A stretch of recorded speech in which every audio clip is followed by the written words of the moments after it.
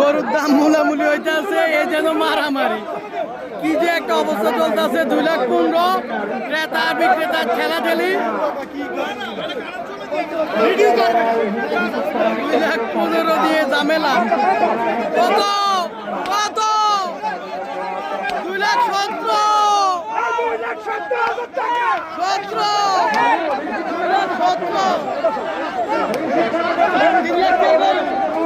3,00,000 টাকার গরু 2,17,000 টাকা।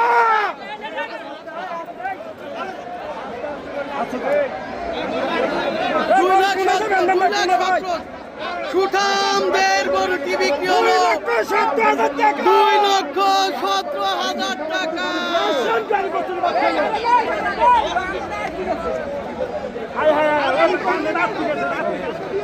দারুণ গরু।